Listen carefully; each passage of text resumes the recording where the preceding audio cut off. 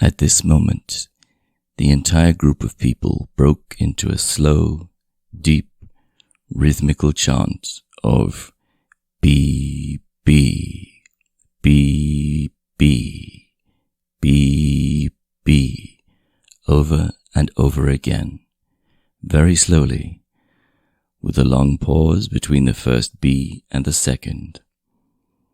A heavy, murmurous sound, somehow curiously savage, in the background of which one seemed to hear the stamp of naked feet and the throbbing of tom-toms. For perhaps as much as 30 seconds they kept it up.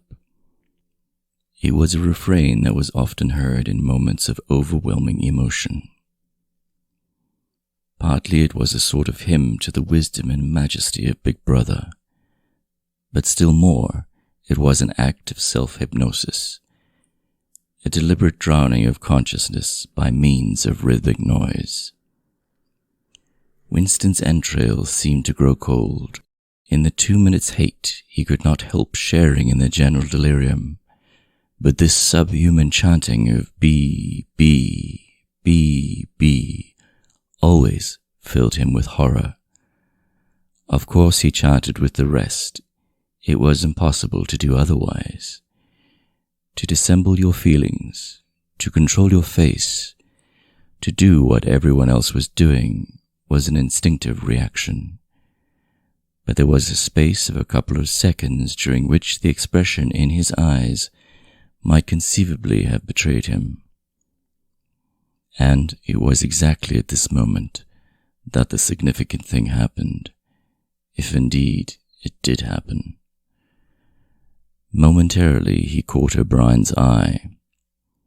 O'Brien had stood up. He had taken off his spectacles and was in the act of resettling them on his nose with his characteristic gesture. But there was a fraction of a second when their eyes met.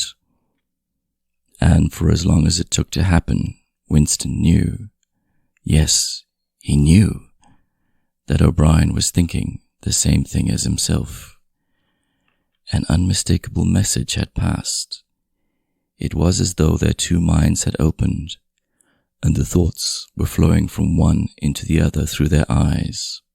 "I am with you," O'Brien seemed to be saying.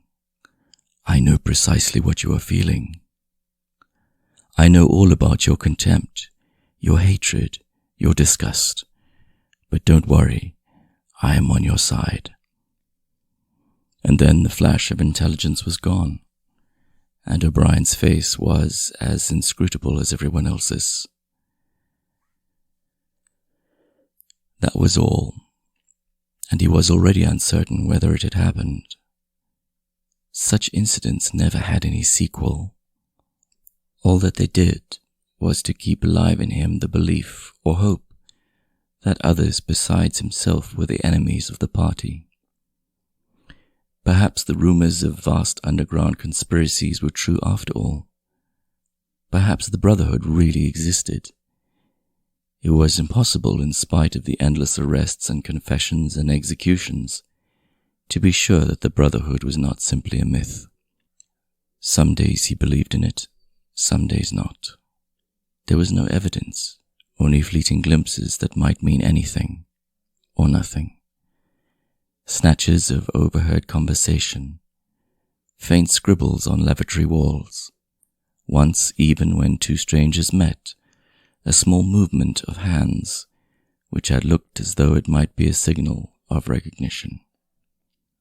It was all guesswork. Very likely he had imagined everything. He had gone back to his cubicle without looking at O'Brien again. The idea of following up their momentary contact hardly crossed his mind.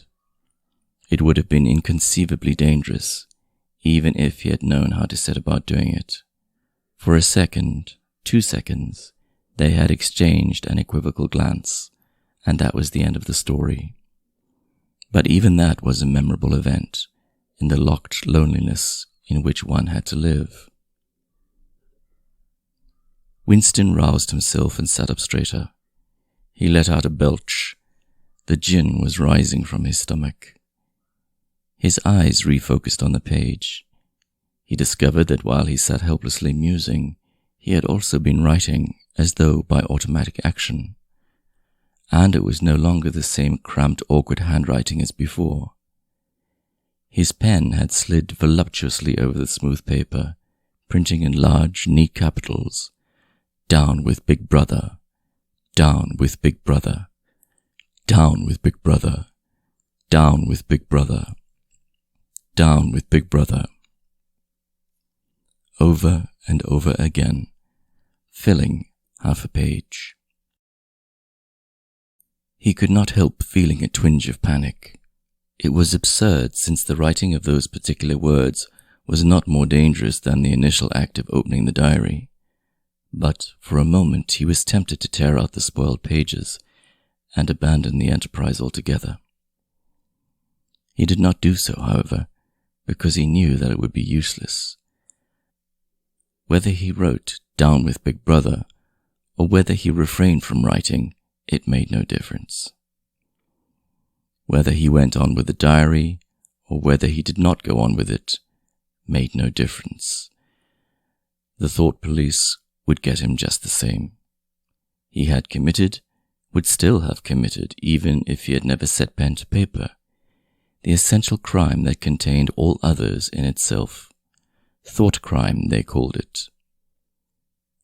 Thought crime was not a thing that could be concealed forever. You might dodge successfully for a while, even for years, but sooner or later they were bound to get you. It was always at night. The arrests invariably happened at night. The sudden jerk out of sleep, the rough hand shaking your shoulder, the lights glaring in your eyes, the ring of hard faces round the bed. In the vast majority of cases there was no trial, no report of the arrest. People simply disappeared, always during the night. Your name was removed from the registers. Every record of everything you had ever done was wiped out.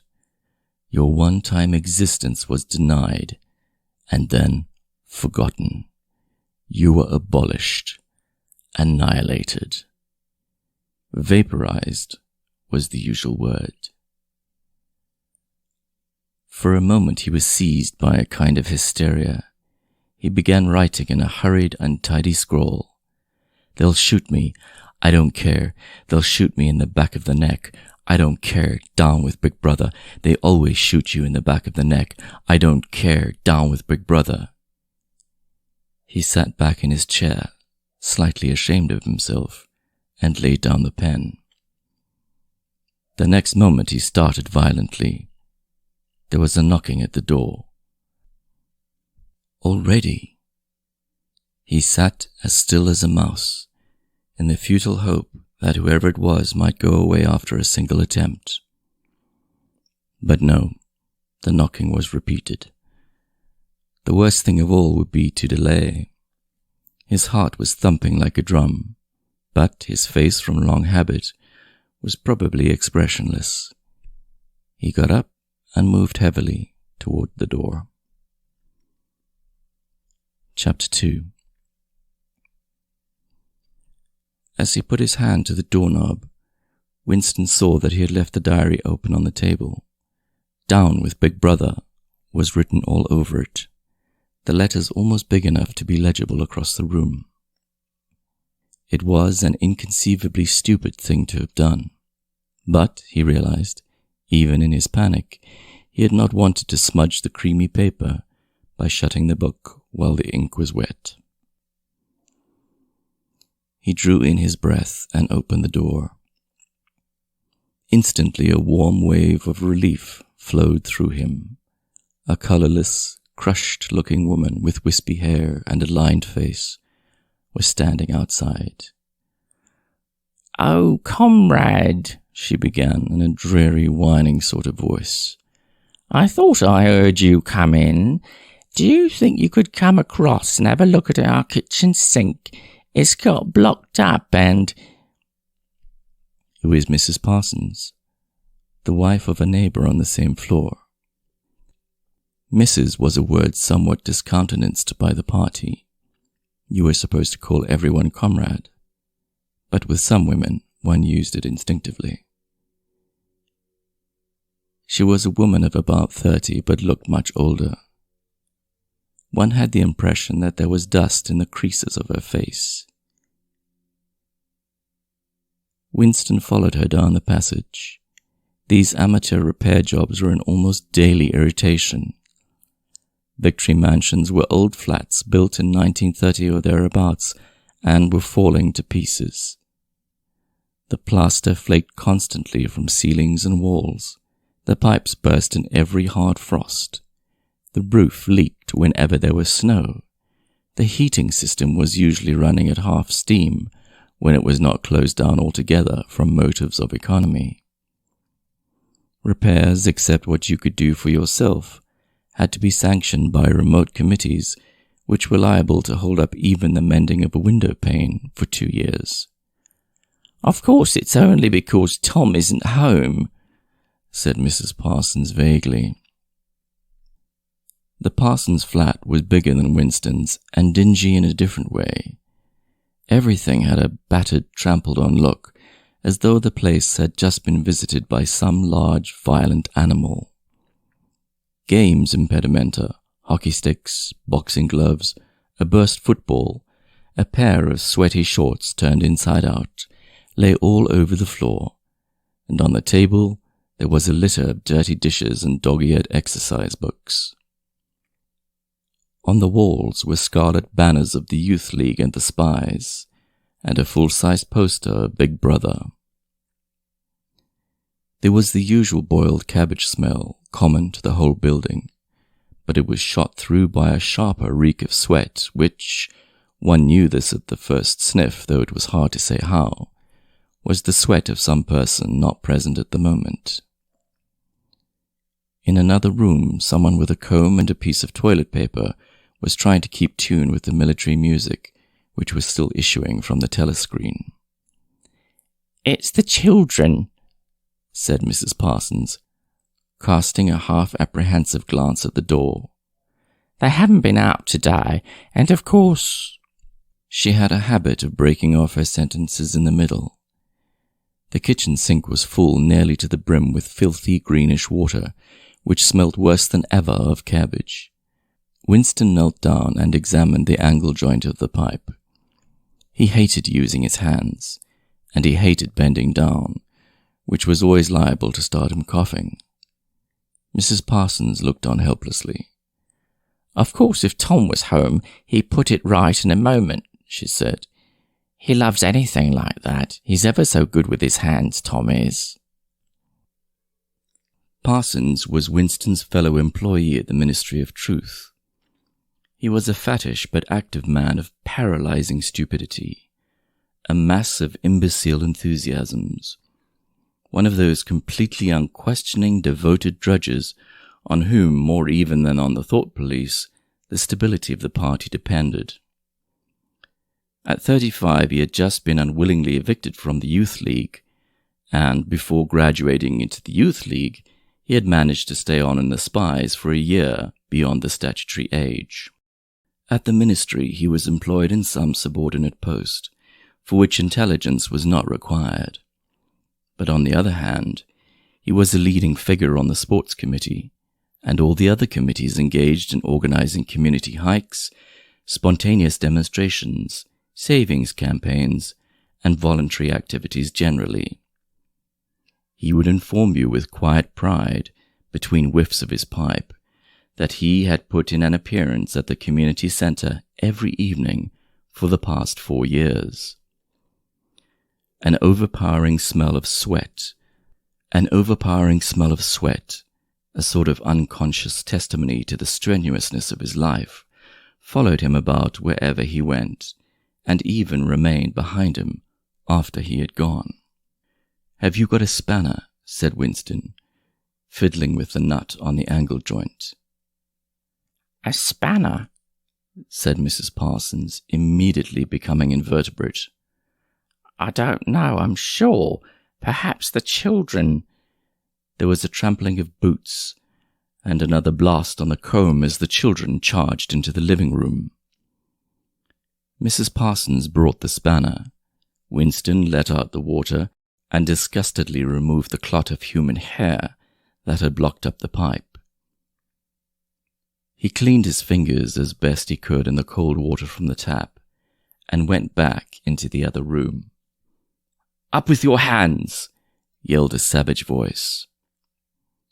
A handsome, tough-looking boy of 9 had popped up from behind the table and was menacing him with a toy automatic pistol, while his small sister, about 2 years younger, made the same gesture with a fragment of wood.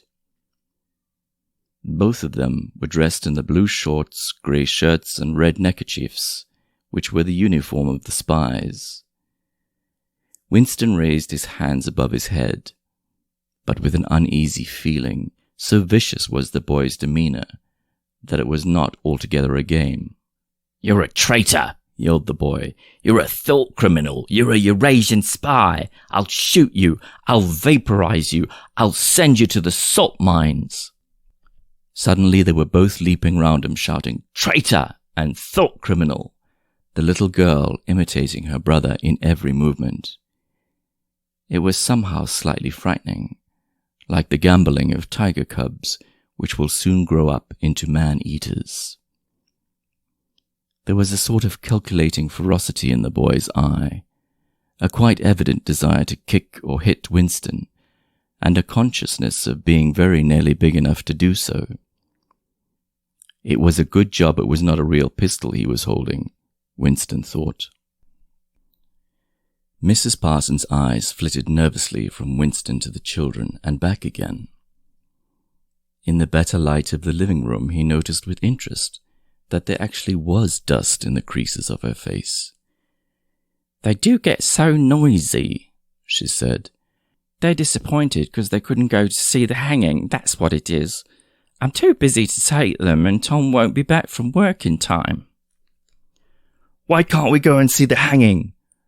roared the boy in his huge voice. "Want to see the hanging! Want to see the hanging!" chanted the little girl, still capering around. Some Eurasian prisoners guilty of war crimes were to be hanged in the park that evening, Winston remembered. This happened about once a month and was a popular spectacle.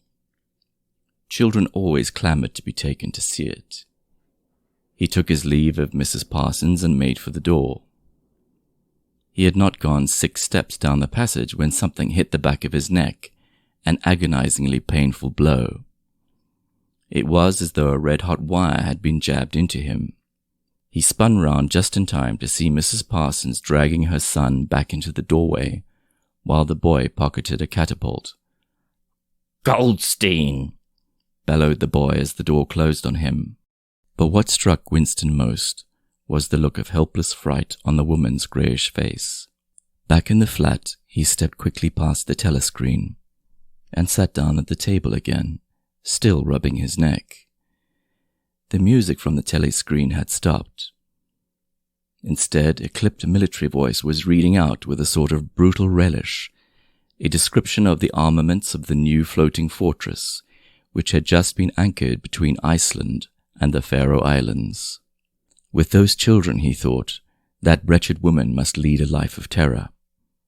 Another year, 2 years, they would be watching her night and day for symptoms of unorthodoxy. Nearly all children nowadays were horrible. What was worst of all was that by means of such organizations as the spies, they were systematically turned into ungovernable little savages, and yet this produced in them no tendency whatever to rebel against the discipline of the party. On the contrary, they adored the party and everything connected with it. The songs, the processions, the banners, the hiking, the drilling with dummy rifles, the yelling of slogans, the worship of Big Brother. It was all a sort of glorious game to them. All their ferocity was turned outwards, against the enemies of the state, against foreigners, traitors, saboteurs, thought criminals. It was almost normal for people over 30 to be frightened of their own children, and with good reason, for hardly a week passed in which the Times did not carry a paragraph describing how some eavesdropping little sneak — child hero was the phrase generally used — had overheard some compromising remark and denounced his parents to the thought police. The sting of the catapult bullet had worn off. He picked up his pen half-heartedly, wondering whether he could find something more to write in the diary. Suddenly he began thinking of O'Brien again. Years ago, how long was it? 7 years it must be. He had dreamed that he was walking through a pitch-dark room, and someone sitting to one side of him had said as he passed, "We shall meet in the place where there is no darkness." It was said very quietly, almost casually, a statement, not a command. He had walked on without pausing. What was curious was that at the time, in the dream, the words had not made much impression on him. It was only later, and by degrees, that they had seemed to take on significance. He could not now remember whether it was before or after having the dream that he had seen O'Brien for the first time, nor could he remember when he had first identified the voice as O'Brien's. But at any rate, the identification existed. It was O'Brien who had spoken to him out of the dark. Winston had never been able to feel sure. Even after this morning's flash of the eyes, it was still impossible to be sure whether O'Brien was a friend or an enemy. Nor did it even seem to matter greatly. There was a link of understanding between them more important than affection or partisanship. "We shall meet in the place where there is no darkness," he had said. Winston did not know what it meant, only that in some way or another it would come true. The voice from the telescreen paused. A trumpet call, clear and beautiful, floated into the stagnant air. The voice continued raspingly. "Attention! Your attention, please. A news flash has this moment arrived from the Malabar front. Our forces in South India have won a glorious victory. I am authorized to say that the action we are now reporting may well bring the war within measurable distance of its end. Here is the news flash." Bad news coming, thought Winston. And sure enough, following on a gory description of the annihilation of a Eurasian army, with stupendous figures of killed and prisoners, came the announcement that, as from next week, the chocolate ration would be reduced from 30 grams to 20. Winston belched again. The gin was wearing off, leaving a deflated feeling. The telescreen, perhaps to celebrate the victory, perhaps to drown the memory of the lost chocolate, crashed into "Oceania, 'tis for thee." You were supposed to stand to attention. However, in his present position, he was invisible. Winston walked over to the window, keeping his back to the telescreen. The day was still cold and clear. Somewhere far away, a rocket bomb exploded with a dull, reverberating roar. About 20 or 30 of them a week were falling on London at present. Down in the street, the wind flapped the torn poster to and fro. The word "Ingsoc" fitfully appeared and vanished. Ingsoc. The sacred principles of Ingsoc. New speak, doublethink, the mutability of the past. He felt as though he were wandering in the forests of the sea bottom, lost in a monstrous world where he himself was the monster. He was alone. The past was dead. The future was unimaginable. What certainty had he that a single human creature now living was on his side? And what way of knowing that the dominion of the party would not endure forever? Like an answer, the 3 slogans on the white face of the Ministry of Truth came back at him. War is peace. Freedom is slavery. Ignorance is strength. He took a 25-cent piece out of his pocket. There too, in tiny, clear lettering, the same slogans were inscribed. and on the other face of the coin, the head of Big Brother. Even from the coin, the eyes pursued you. On coins, on stamps, on the covers of books, on banners, on posters, and on the wrapping of a cigarette packet. Everywhere. Always the eyes watching you and the voice enveloping you. Asleep or awake, working or eating, indoors or out of doors, in the bath or in bed. No escape. Nothing was your own except the few cubic centimeters inside your skull. The sun had shifted round, and the myriad windows of the Ministry of Truth, with the light no longer shining on them, looked grim as the loopholes of a fortress. His heart quailed before the enormous pyramidal shape. It was too strong. It could not be stormed. 1,000 rocket bombs would not batter it down.